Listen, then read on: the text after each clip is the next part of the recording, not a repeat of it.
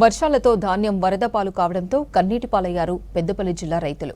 మంతని వ్యవసాయ మార్కెట్ యార్డుకు ధాన్యం తీసుకువచ్చి కుప్పలు పోశారు రైతులు. మార్కెట్ యార్డు మొత్తం సిమెంట్ ఫ్లోరింగ్ చేయగా వర్షం నీరు వెళ్లే డ్రైనేజీ పైపులు పూర్తిగా మూసుకుపోయాయి. దీంతో ధాన్యం పూర్తిగా తడిసిపోయింది. మరోవైపు మార్కెట్ యార్డులను ఆనుకుని ఉన్న రెడ్డి చెరువు కెనాల్ నుంచి నీటి ఊటలు వచ్చి ఎక్కువ నష్టం వాటిల్లిందన్నారు రైతులు.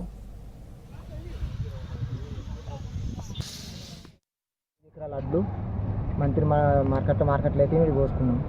అది వర్షాల గురించి తడిచిపోయి నీళ్ళు పాలైంది. 5-6 రోజులు అవుతుంది సార్. 5 రోజులు అయితే మ్యాచ్లు కూడా వచ్చినట్టే ఉల్లారు పోసినాయి, తడిచిపోయినాయి సార్. కుప్పలు పోసుకున్నాం. ఈ వాటర్ బట్టి బయట నుంచి వాటర్ వచ్చి ఊరితోనే ఇంట్లో నీళ్ళు అటు ఇటు అయ్యి వర్షాలకి. నాది ఒక 4 ఎకరాల పొలము కోసుకొని మంత్రి మార్కెట్ యార్డ్లో పోస్తే రాత్రికి వచ్చిన భారీ వర్షాలకు 4 ఎకరాల వడ్లు మొత్తం నీటపాలైనాయి.